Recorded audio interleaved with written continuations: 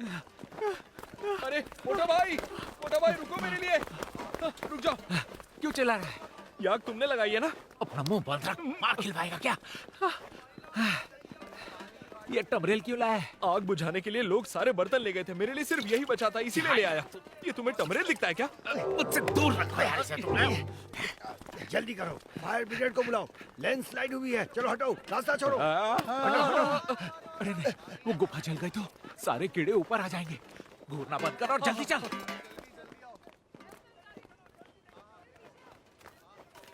हाँ, चलो चलो चलो। रुको, तुम लोग यहाँ पर? हम कोई मदद कर सकते हैं क्या? गांव वाले गुफा का रास्ता खोल रहे हैं। तुम लोग ये जगह नहीं जानते हो, इसीलिए पानी लाने में मेरी मदद करो। लेकिन पानी लाने में बहुत वक्त लगेगा और ये जगह गांव से बहुत दूर है। इतने से पानी से आग नहीं बुझेगी। फायर ब्रिगेड बुलाना होगा। तुम टॉयलेट का बर्तन लेकर क्यों घूम रहे हो? ये पीने का पानी है। वहाँ आसपास कहीं पर पानी नहीं है, इसीलिए आग बुझ नहीं पा रही। इसीलिए वो एक फायर ब्रेक बना रहे हैं ताकि आग और ज्यादा कहीं नहीं फैले, बस वहीं तक सीमित रहे। हाँ, अगर तुमने पहले कभी आग नहीं बुझाई तो वहाँ से दूर ही रहना। हाँ, हमें वापस चलना चाहिए। मैं जाकर देख कर आती हूँ।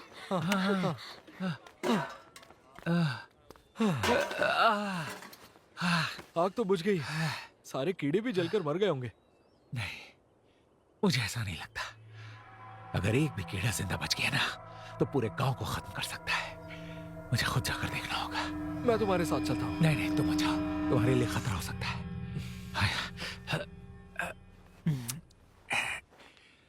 ये लो, वूजी को दे देना, कहना सरकार को सौंप देगा। हाँ? तुम्हारा फोन दो तो दो।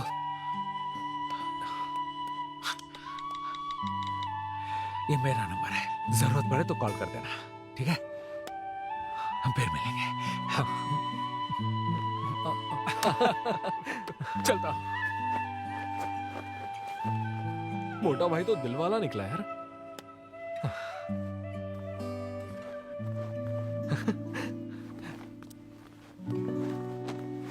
मुझे तुम उठ गए? तुम कहाँ गए थे? हम कब से तुम्हारा इंतजार कर रहे अरे हैं। आग बुझाने गया था। हाँ? गांव वालों की मदद करने गए थे, उम्मीद है उनका काम बढ़ाना दिया हो। चलो फटाफट बैग पैक करो, हम यहाँ से निकल रहे हैं। जल्दी करो। हम घर जा रहे हैं, क्या बात है।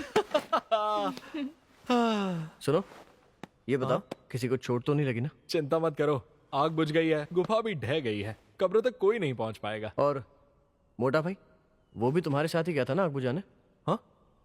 हाँ, गांव वालों की मदद करने के बाद वो अपना नंबर देकर चला गया। उसने मुझे यह हस्तलेख दिया है और तुम्हें इसे सरकार को सौंपने को कहा है। रुको, पहले मुझे पढ़ने दो, इसमें लिखा क्या है। इस हस्तलेख के अलावा अब हमारे सामने बस सवालों का पहाड़ है। हाँ, ऐसा मत कहो, ये मत भूलो वूजी, तुमने वो कब्र खोजी है।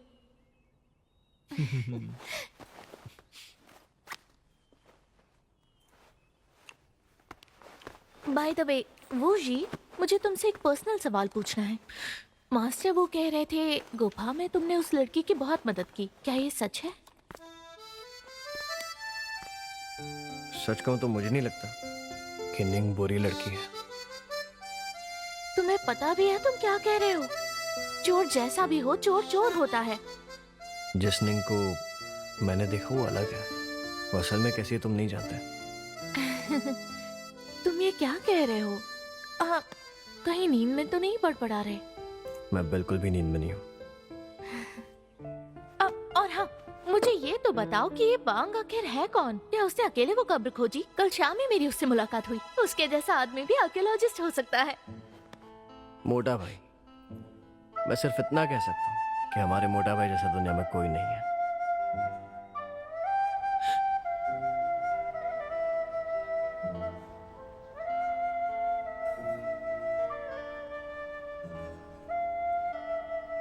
हाँ, क्या बात है, पहुंच गए। आखिरकार हम घर पहुंच गए। मैं बहुत थक गई हूँ। मैं तो सोने जा रहा हूँ, तुम दोनों प्लीज मुझे डिस्टर्ब मत करना, ठीक है। समझ गई ना? रुक जाओ, इसका मतलब मुझे भूखा सोना पड़ेगा क्या? ये लो सेब खा लो।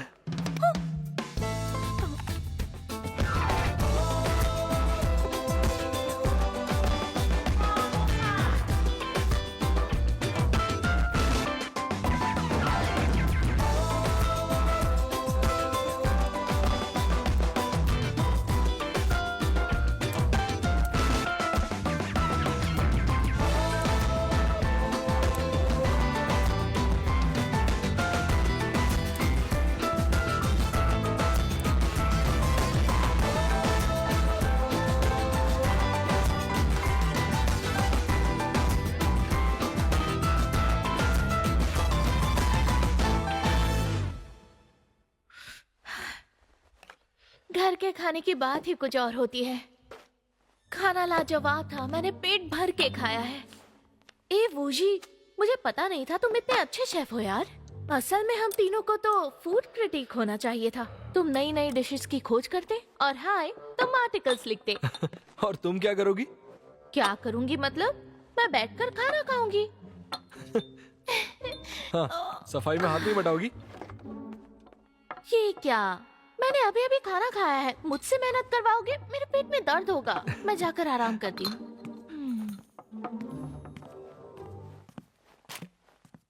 मुझे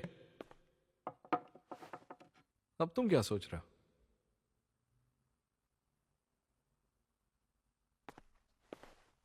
लॉर्ड शैंग, उसकी वो कब्र, टीम याशु। इस मिशन में कई ऐसे हादसे हुए जहां मैंने अपनी जान गंवाई दी थी। जो कुछ भी हुआ उसके बारे में पहले पता होता तो मैं उस हंसलेख को जला ही देता। ऐसा सोचता ही नहीं कि हमें वो कभी मिला था। तुम ऐसा कुछ नहीं करते। मैं शर्त लगाती हूँ तुम कभी ऐसा नहीं करते।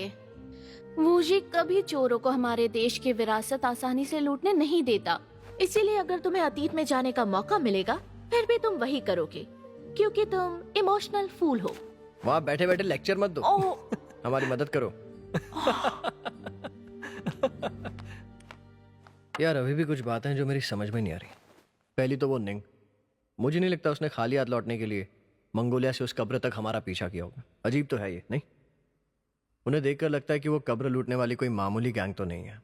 मुझे यकीन है वो लोग जरूर कुछ खोज रहे हैं। देखो, तुम चाहो तो मैं निंग को पटा सकता हूँ ताकि वो खुद ही हमें सारे राज बता दे। हाँ, मुझे तुम्हारा ये आइडिया बहुत अच्छा लगा। तुम कई भाषाएं जानते हो, तो तुम किसी भी देश में आराम से सेटल हो सकते हो। तुम्हें सच में ऐसा लगता है? लेकिन मुझे इन सबसे ज्यादा चिंता दूसरी बात की है। कहीं तुम्हें उस ब्रो को लेकर चिंता तो नहीं हो रही? तुम्हें नहीं लगता वो बंदा वाकई बहुत अजीबोगरीब है? उसे उस कब्र की सारी जानकारी थी, जैसे वो खुद भी पहले वहां जा चुका था। अगर वो इतना स्मार्ट है तो फिर कब्र ढूंढने में उसने तुम्हारे अंकल की मदद क्यों की? वो जी, मुझे लगता है उसे साथ रखना तुम्हारे और तुम्हारे अंकल के लिए खतरनाक साबित हो सकता है। तुम जितना हो सके उससे दूर रहना। उसने मेरी जान बचाई है। अगर वो नहीं होता ना तो आज मैं यहाँ तुम्हारे सामने नहीं होता। वो हमारा दुश्मन नहीं हो सकता। लेकिन क्या वो तुम्हें अपना दोस्त मानता है? ये तो अगली बार जब वो मिलेगा तब पूछेंगे। अगली बार? अगली बार से तुम्हारा क्या मतलब है? मुझे नहीं पता।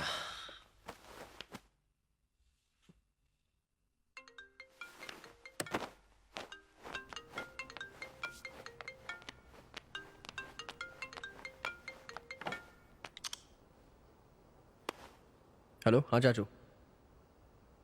हाँ, दोनों यहीं पर है। क्या कहा? आप कह रहे हैं मैं अभी आऊं? अच्छा, लेकिन ये बात इनसे क्यों छुपानी होगी? ठीक है, हाँ।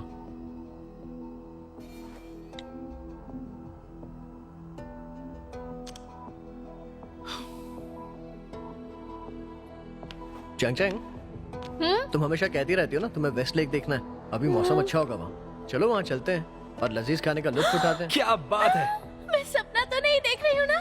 यस!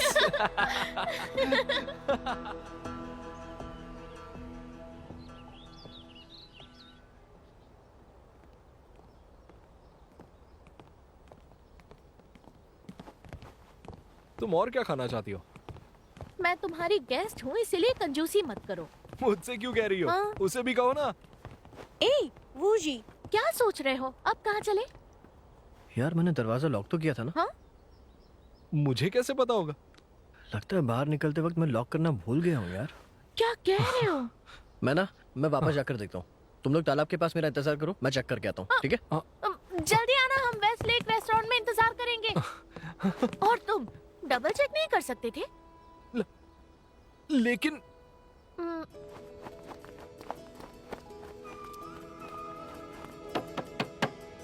चाचू, मेरे साथ आओ। वो नकली कैसे हो सकता है? उन्होंने हम सबको बेवकूफ बनाया। ये देखो, ये नकली है, इस बात में कोई शक नहीं है। मैंने इस बात की पूरी तसल्ली कर ली है, वो भी दोबारा। इसमें इस्तेमाल हुआ सोना बिल्कुल शुद्ध है। प्राचीन समय में सोना शुद्ध करने का प्रचलन नहीं था। ये कैसे हो सकता है? और अगर ये नकली है तो इसे वहां रखा किसने?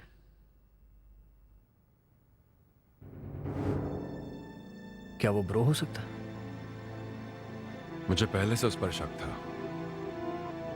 ये ब्रो बीच बीच में अचानक गायब हो जाता था। लगता है वो हमसे पीछा छुड़ाना चाहता था ताकि उसे नकली लेख को कब्र में रखने का मौका मिले। हो सकता है कि हमसे अलग होने के बाद वो उस गुफा में अकेले गया होगा और लॉर्ड चैंग का ताबूत खोलकर उसने ये हस्तलेख वहां रख दिया होगा। क्या ये सच है? ऐसा हो तो नहीं सकता। वो ये सब अकेले कैसे कर सकता है चाचू? और उस पेड़ की गुफा खोलने के लिए चेन्स खींचनी पड़ती है। अगर किसी ने वो गुफा खोली होती तो हमें उसी वक्त पता चल जाता। उन ताबूतों के पीछे तुमने कुछ नोटिस किया? हो सकता है उसने पेड़ के पीछे से गड्ढा किया और ताबूत के पीछे ये हस्तलेख अंदर रख दिया हो। मैं तुम्हें दोष नहीं दूंगा। मैं इतने सालों से यही काम कर रहा हूं, फिर भी धोखा खा गया। मुझे लगता है ब्रो वाकई बहुत शातिर है। मुझे लगता था वो कब्रें लूटने वाले सेनापतियों का वंशज है, लेकिन अब लगता है उसके अतीत में और कई गहरे राज छिपे हैं। मतलब इस लेख में जो कहानी लिखी है वो नकली है? कहानी इतनी रोमांचक थी कि वो सच होना लगभग नामुमकिन था। लेकिन उस वक्त हम सब उस कब्र में फंसे हुए डरी सहमी हालत में थे, इसलिए हमने यकीन कर लिया। पर अब खामियां दिख रही है। तुम खुद सोचो, तुम सिर्फ आखिरी के 2 चैप्टर्स ही क्यों पढ़ पाए और बाकी की कहानी क्यों नहीं? क्योंकि वो यही चाहता था। अब वो पहाड़ ढहने के बाद उस कब्र में वापस लौटना हमारे लिए लगभग नामुमकिन सा है। सच क्या है हम ये कभी नहीं जान पाएंगे। ये राज सिर्फ उसके पास रहेगा। एक मिनट चाचू, आपको वो बक्सा याद है जो हमें गुफा में मिला था?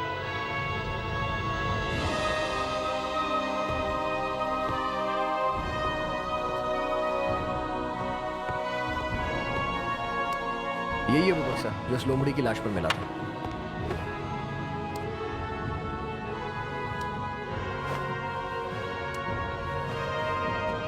और ये वो चाबी जो उस लाश के मुंह से मिली थी। नहीं, रुको। ये चाबी बक्सा लॉक करने की है, उसे खोलने की नहीं। इसे लगाने से ट्रैप एक्टिव हो जाएगा। ओह,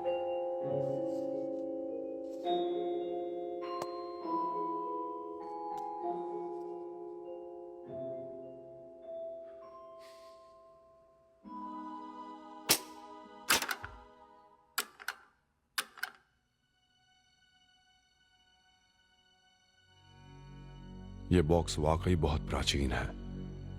इसकी बनावट देखकर लगता है कि इसका 8 डिजिट कोड होगा। हम शायद चाहकर भी इसे ना खोल पाए। तो फिर इसे कैसे खोलें? मेरे पास वेल्डिंग टॉर्च है, हम उसकी मदद से खोल सकते हैं। हाँ,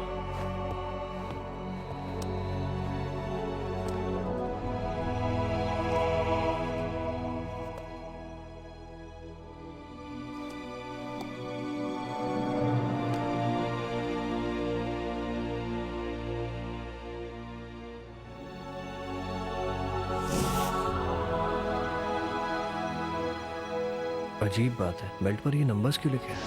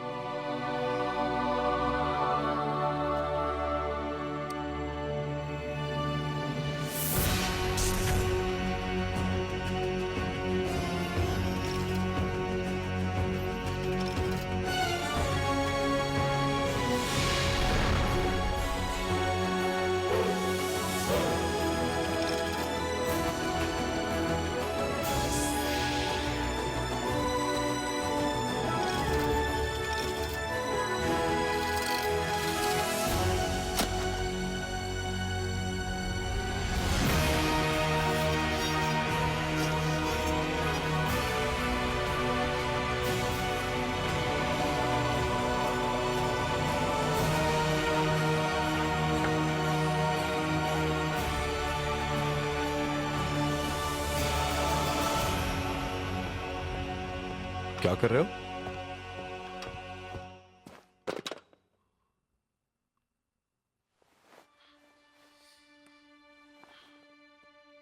ये सांप से लिपटी मछली है। चाचू, आप इसके बारे में जानते हैं? मैं पहली बार ये देख रहा हूं। एक बार एक एक्सपर्ट ने जिक्र किया था, लेकिन इसकी कीमत बहुत ज्यादा होगी। लेकिन चाचू, इसका मटेरियल और बनावट देखकर तो लगता है ये कुछ खास कीमती नहीं होगी। तुम इसे सरकार को सौंप दो, वरना निंग और उसके साथी यहां पहुंच जाएंगे। या फिर मैं इसे अपने पास रख लूं? चाचू, घबराइए मत, मैं इसे अपने पास रखता हूं। हाँ ठीक है, वैसे भी मुझे और जरूरी काम है। तब तक तुम चेंगचेंग और हाई के साथ शहर घूमो, थोड़ा एंजॉय करो, ठीक है? हाँ। अरे लेकिन चाचू, इस गोल्डन हस्ट लेक का क्या करूं? फेंक दो, वो नकली है, हमारे किसी काम का नहीं है।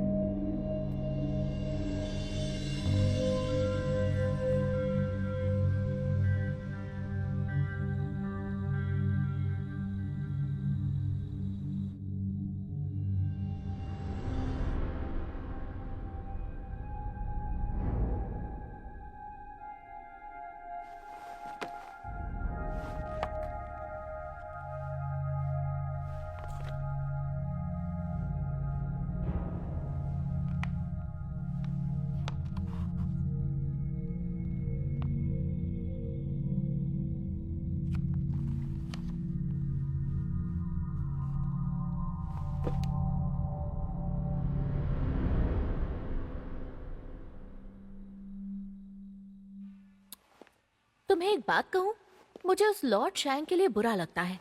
उसने अपना प्यार पाने के लिए क्या कुछ नहीं किया, पर आखिर में उसके वफादार ने ही उसे धोखा दिया। अब उसका जादुई कवच भी छीन लिया। उसने भी जिंदगी में बहुत बुरे काम किए थे।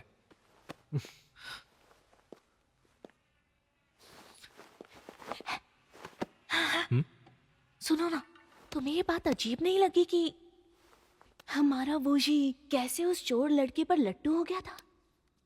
वहां क्या हुआ वो उसके बारे में बात नहीं करना चाहता। लगता है वो बहुत डर गया। अच्छा हुआ मैं नहीं गया। वैसे टीएम यान चैंग की लाश से ज्यादा और क्या डरावना हो सकता है? छोड़ो, तुम नहीं समझोगे। तुम्हें नहीं लगता वोजी हमसे कुछ छुपा रहा है? जब से लौटा है खुद को कमरे में बंद कर रखा है, पता नहीं क्या कर रहा है। चलो ना, चलकर देखते हैं। नहीं नहीं, ये ठीक नहीं होगा। तुम्हें पता है ना उसका मूड ऑफ है, जाने दो ना।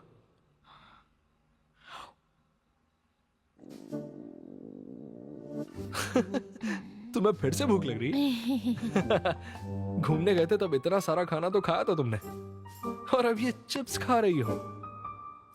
तुम सच में एक भुक्कड़ हो, पता है? वैसे तुम ये बात नहीं जानते तो सुनो। चाइना में एक पुरानी कहावत है जिसके मुताबिक अक्लमंदों को ज्यादा भूख लगती है। मैंने कभी ये कहावत नहीं सुनी। क्या मतलब है इसका?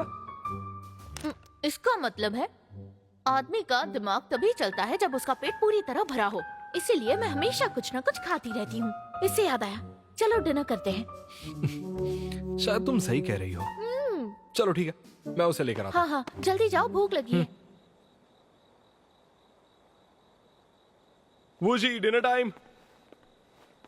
क्या हो गया तुम्हें? मुझे भूख नहीं है। क्या ये मछली उस बक्से से मिली है? इसे सांप से लिपटी तांबे की मछली कहते हैं। इसके बारे में तुम क्या जानते हो? कुछ भी नहीं। दादाजी के नोट्स में भी इसका जिक्र नहीं है। मास्टर वू से पूछा क्या? उन्होंने क्या कहा? वो सिर्फ नाम जानते थे, उन्होंने मुझे इतना ही बताया। ये तो अजीब है। ऐसी भी कोई चीज है जिसकी उन्हें जानकारी नहीं?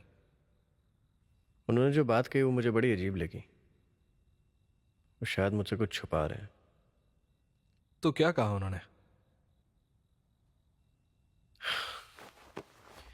जब आज मैंने उन्हें ये मछली दिखाई तो वो बिल्कुल शांत थे। इसकी जगह अगर कोई और कीमती चीज़ होती ना तो मुझे यकीन है वो मुझे बहुत परेशान करते, लेकिन उन्होंने कोई दिलचस्पी नहीं दिखाई। बस इतना कहा कि मैं इसे सरकार को सौंप दूं ताकि मुसीबत ना आए। बहुत अजीब बात है, ऊपर से इस तांबे की मछली के बारे में लगता नहीं कोई जानकारी दे पाएगा। मैंने दादाजी की डायरी में भी देखा, लेकिन उन्होंने इस मछली के बारे में कुछ नहीं लिखा। तभी मैंने एक बात नोटिस की, इसके कुछ पन्ने फटे हैं। मुझे लगता है इसमें जरूर इस मछली के बारे में लिखा होगा। देखो, हो सकता है तुम्हारे दादाजी से लिखते वक्त कोई गलती हुई हो, या फिर शायद पास्ता बनाते वक्त इन पन्नों पर सारा गिर गया होगा, इसीलिए वो पन्ने फाड़ने पड़ गए होंगे। मैं भी होता तो यही करता। मुझे ऐसा नहीं लगता। इन फटे पन्नों के बीच कितने साल गुजर गए हैं। अगर पहले फटे पन्ने से यहाँ तक का इंटरवल देखें तो पूरे 3 साल का फर्क नजर आता है। 3 साल की कोई डिटेल इसमें नहीं है। पता नहीं, दादा शायद वो इस बात को राज रखना चाहते थे। पक्का ये मछली कोई मामूली चीज तो नहीं। क्या तुम ऑनलाइन कुछ ढूंढ सकते हो? तुम कहना क्या चाहते हो कि निंग वहां पर ना ही सील चुराने के लिए आई थी, और ना ही कब्र लूटने, और ना ही उस जादुई औषधि के लिए, बल्कि वो वहां ये मछली लेने आई थी? तुमने क्या कहा? और ये क्या है? तुम जानती हो ये क्या है? हाँ, मैंने मेरी आंटी के लैपटॉप में ये मछली देखी है। हाँ, सच में? हाँ, और क्या लिखा था? तुम जानती हो ये चीज क्या है? पहले पढ़ते हैं यहाँ क्या लिखा है। लिखा है उन्होंने इस मछली को ढूंढने में बहुत मेहनत की है। इसमें कई जाने गई है। ये बहुत कीमती होगी, पर पता नहीं इस्तेमाल कैसे करते हैं। लेकिन अब ये मिल गई है। तुम्हें ये कहाँ से मिली? लॉर्ड चैंग की कब्र में। लगता है मौसी इसके बेहद करीब थी। अब तुमने इसके बारे में चाचू को बताया? क्या कहा उन्होंने? चाचू ने कुछ नहीं कहा। ऐसा कैसे हो सकता है? उन्हें इस बारे में जरूर कुछ न कुछ पता होगा। मुझे लगता है चाचू इस बारे में हमसे कुछ छुपा रहे हैं। कोई बात नहीं, हम सब मिलकर उनसे सच निकलवाएंगे।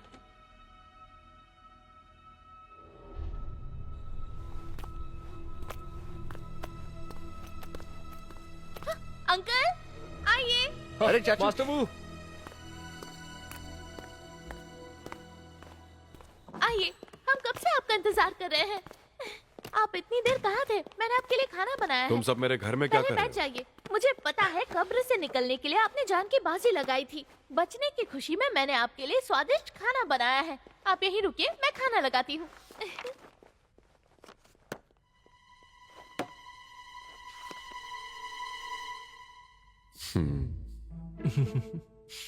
क्या चाहिए तुम्हें? कुछ भी तो नहीं। तुम्हें? हाँ, खाना खाते। अच्छा, खाना। चलो खाना तैयार है। मुझे देखिए, बहुत भूख लग रही है। देखिए मैंने क्या बनाया है। ये लीजिए चाचू। अच्छा है ना? बढ़िया खुशबू चाचू। है। थोड़ी वाइन पीजिए। देखिए, ये लो, तुम भी लो। ये लीजिए। रुको, पहले बताओ यहाँ क्यों आए हो? यूं ही चाचू। ओए, तुम बताओ, तुम्हें कुछ चाहिए? बिल्कुल नहीं। और तुम्हें? हाँ, ये तो एक दावत है। हाँ, ये बस एक दावत है चाचू। हाँ अंकल, अंकल। लीजिए लीजिए ना। आप लोगों ने डरा ही दिया। शुरू करो। नाटक बंद करो और बताओ क्या बात है। जल्दी बोलो। चाचू, हम कुछ नहीं छुपा रहे हैं। हम बस साथ खाना खाना चाहते हैं। क्यों, सही कह रहा हूँ ना मैं? हाँ, सही कहा। अब खाइए ना चाचू। आप खाना एंजॉय कीजिए अंकल वो। अंकल, ये लेग पीस ट्राई कीजिए। एक मिनट, रुको रुको रुको रुको रुको। मैं अच्छे से जानता हूं तुम लोग ये सब क्यों कर रहे हो। तुम्हारे चेहरे पर साफ दिख रहा है मुझे। तुम लोग उस मछली के बारे में जानना चाहते हो ना?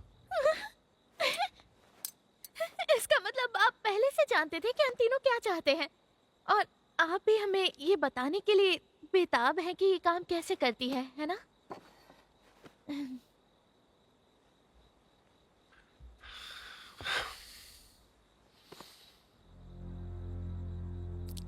देखो, मेरे पास कहने के लिए कुछ नहीं है, क्योंकि मैं इसके बारे में कुछ नहीं जानता। अंकल वो आप मजाक कर रहे हैं, आपको कैसे नहीं पता? आप जानते थे कि मेरी मासी भी इस मछली को हासिल करना चाहती थी। इसके पीछे सिर्फ तुम्हारी मासी नहीं थी, बहुत से लोग इसे हासिल करना चाहते थे। इस तांबे की मछली को मैंने पहली बार एक जले हुए कागज के टुकड़े पर देखा था। अब तुम लोग पूछ ही रहे हो तो मैं जो भी जानता हूं बताता हूं, तुम सबकी जिज्ञासा शांत करने के लिए। हाँ ठीक है। तुमने मिस्टिक 9 के बारे में सुना? हाँ, ये कब्र लूटने वालों की संगठन है ना? मैं इसे कोई संगठन नहीं कहूंगा, ये कोड नेम कब्र लूटने वाले इस्तेमाल करते थे। असल में इन लोगों की आपस में बिल्कुल नहीं बनती थी। हमारा वो परिवार भी इन लोगों में से एक था, और चेंग चेंग तुम्हारा परिवार चैंस भी। मतलब हमारा परिवार मिस्टिक 9 का हिस्सा है? तुम्हें क्या लगता है? तो फिर आज तक इसके बारे में मुझे किसी ने बताया क्यों नहीं? मैंने एक बार घर के बड़ों को बात करते सुना था। अंदाजा लगाना मुश्किल नहीं है, अंकल महान आर्कियोलॉजिस्ट हैं। जाहिर है तुम्हारा परिवार मिस्टिक 9 का हिस्सा है। मैंने सही कहा ना? मैं कोई महान वहान नहीं हूं, और हमारा पूरा परिवार नहीं, सिर्फ वूजी के दादा शामिल थे। दादू में शामिल थे? किंग शासन काल से वो परिवार इस काम में है। उनके दौर तक हमारा परिवार चांगशा के सबसे रईस परिवारों में से था। जवानी के दिनों में उनके साथ एक हादसा हुआ था, सूंघने की शक्ति खो दी। इस कमी को पूरा करने के लिए उन्होंने एक कुत्ते को ट्रेन करना शुरू किया, इसलिए उन्हें डॉग मास्टर कहा जाने लगा। इतना ही नहीं, कुछ लोग उन्हें डॉगी वू कहने लगे। मिस्टिक 9 3 हिस्सों में बटे हुए थे, ऊपरी 3, बीच के 3 और निचले 3। और वो तुम बीच के 3 में आते हो। हाँ, मेरे दादाजी भी। सब लोग उन्हें मास्टर चेन कह के बुलाते थे। हम भी मिडिल ट्रायो का हिस्सा थे। सही कहा। शुरू से ही ये मिस्टिक 9 एक ढीला संगठन था। इसके सदस्य एक दूसरे से जुड़े हुए नहीं थे। फिर भी एक दौर आया जब उन्होंने साथ काम करने का फैसला किया। कब्र लूटने वालों के इतिहास में पहली बार ऐसा हो रहा था, और यह हमारे इतिहास की सबसे अहम घटना थी। लेकिन वो किस लिए एक साथ आए थे, ये तो मैं भी नहीं जानता। दादाजी ने आपको कुछ नहीं बताया?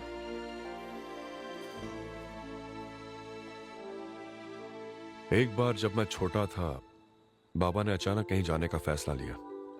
फिर मैंने उनसे पूछा कि आप कहां जा रहे हैं। उन्होंने कहा वो 2-3 महीनों में लौट आएंगे, लेकिन असल में वो 3 साल गायब थे। जब वो सफर से लौट आए तो पूरी तरह से बदल चुके थे। वो बहुत पतले हो गए थे और आंखों की चमक गायब थी। कोई नहीं जानता था उस 3 सालों में उन पर क्या बीती थी। उन्होंने खुद भी कभी उसका जिक्र नहीं किया। उन दिनों मैं बहुत छोटा था और मैं सच में जानना चाहता था। इसलिए एक बार बाबा के जाने के बाद मैंने उनकी डायरी खोली। तब मैंने सांप से लिपटी मछली के बारे में पढ़ा।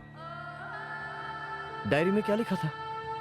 मुझे कुछ समझ नहीं आया। इससे पहले मैं आगे पढ़ पाता, बाबा ने मुझे रंगे हाथ पकड़ लिया और कड़ी सजा भी सुनाई। फिर उन्होंने वो डायरी जला दी।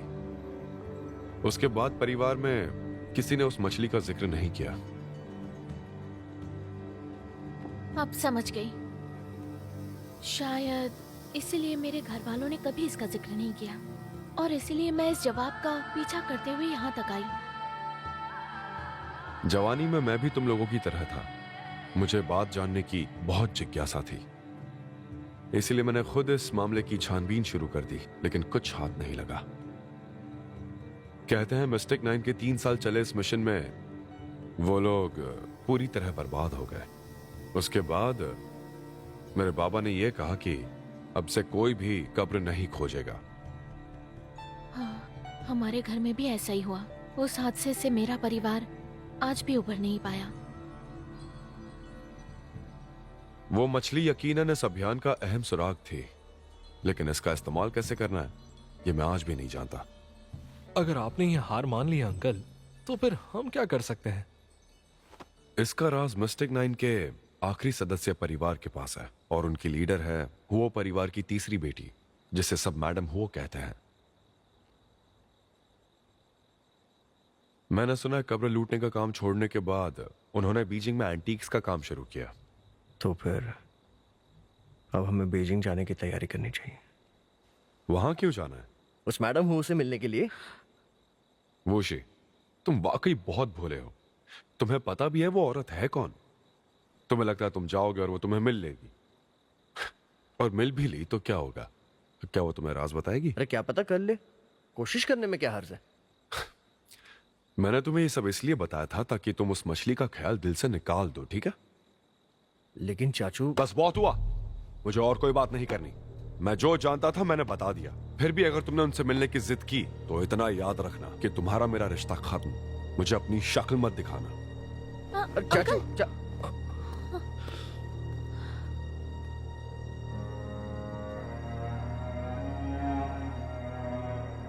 हमने इतनी मेहनत से ये सुराग खोजा है, फिर चाचू आगे बढ़ने से क्यों रोक रहे हैं?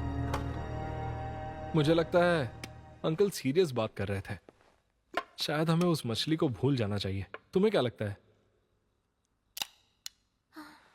अफसोस की बात है, अंकल ने हमें सख्त हिदायत दी है कि हमें इस मामले से दूर रहना है।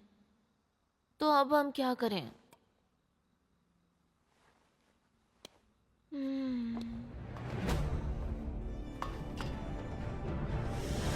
भले मुझसे चाचू रिश्ता तोड़ दे, फिर भी मैं सच जानकर ही रहूंगा।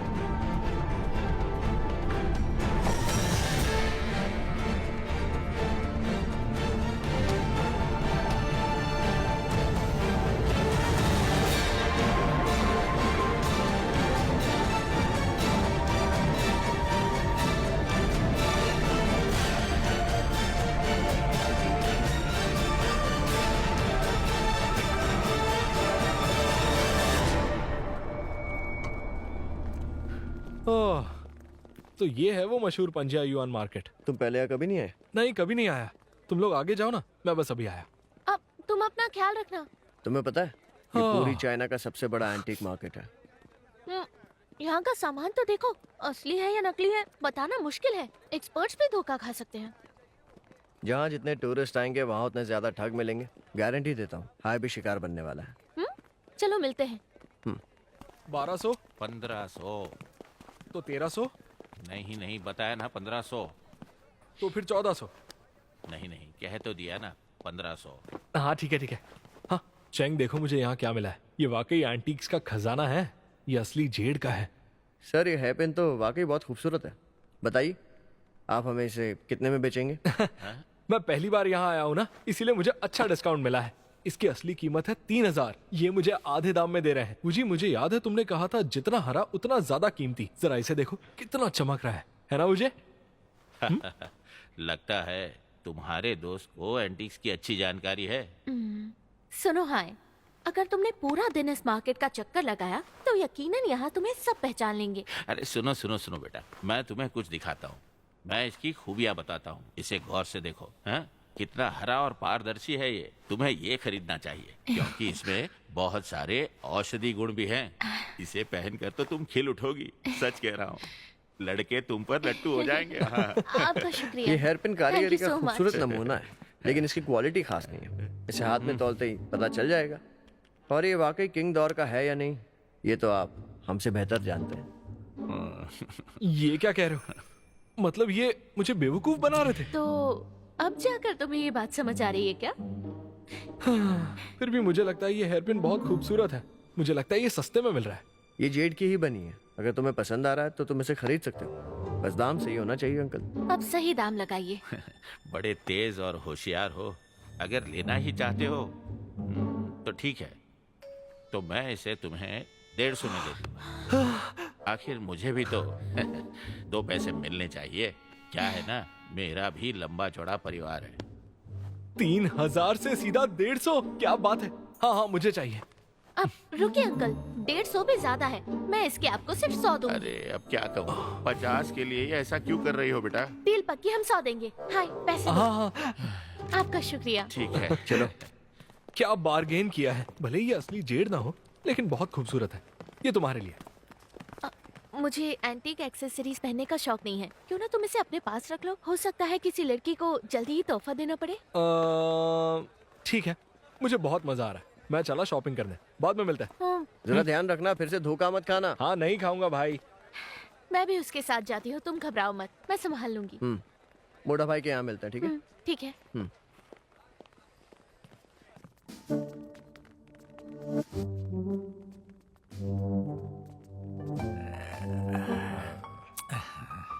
देखिए, गौर से देखिए, ये वाकई असली पीस है, ऐसा दूसरा नहीं मिलेगा।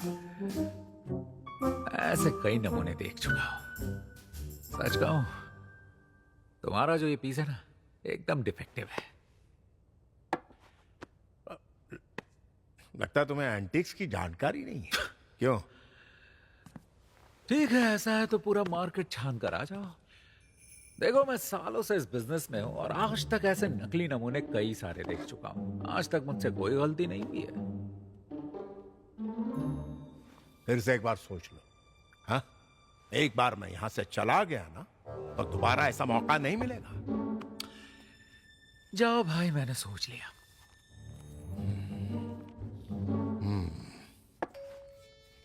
बंदर क्या जाने अदरक का स्वाद।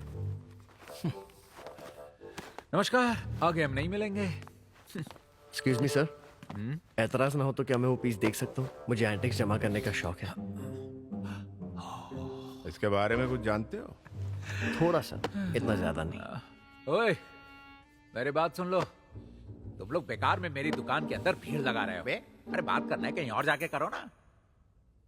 सर, क्या हम यहीं पर बात कर सकते हैं? हाँ, ठीक है, करो।